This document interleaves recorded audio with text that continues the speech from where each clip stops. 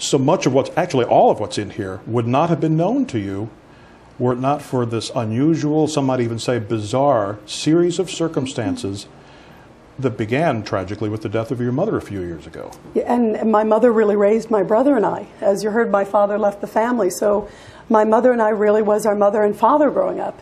And then a few years ago, my mother passed away. As you know, being on television, a lot of people knew about it. My mother was diagnosed, unfortunately, suddenly with cancer.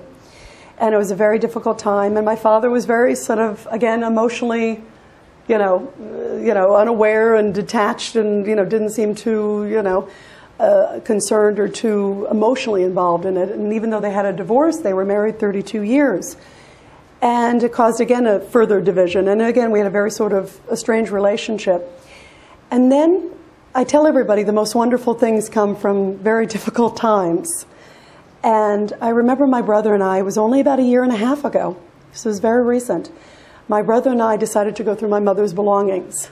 And everybody, has something in their storage closet or their locker or something that sits there, and you say, gosh, what's in that old box or that old suitcase? Well, I found this old tan and tattered suitcase.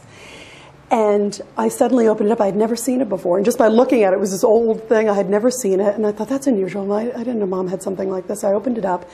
And inside was, first thing I saw was this old rusty POW tag emblazoned with, the word Stalag 4B and a prisoner number, 305147. And then this red and white armband right here, which now I've come to learn my father wore it when he was fighting for his life. And it's filled with his blood and the blood of some of his comrades. And when I saw it, I thought, you know what?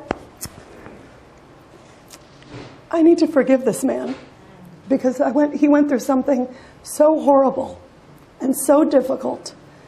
And I thought, I could be mad, I could be angry. He certainly left our family. But then I said, this man went through something so incredible, so harrowing. And I felt as an adult I needed to reach out to him. And it didn't really matter who reached out, whether it was the daughter or the father or whoever. And I hope it also inspires other people, too, to do the same with relationships, because everybody has a bit of a strange relationship for some reason. And I thought, I need to call this man. And I did.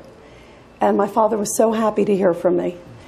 And I think my father, at the age of 85, 84 at that time, was looking back on his life. And first of all, saw this daughter who became a television person, and he had been watching me on TV through the years. And was very happy to hear from me and said, I think I'm ready to tell you what I went through. And it began the most incredible journey of my life. And now I have a wonderful father as a result of it, too.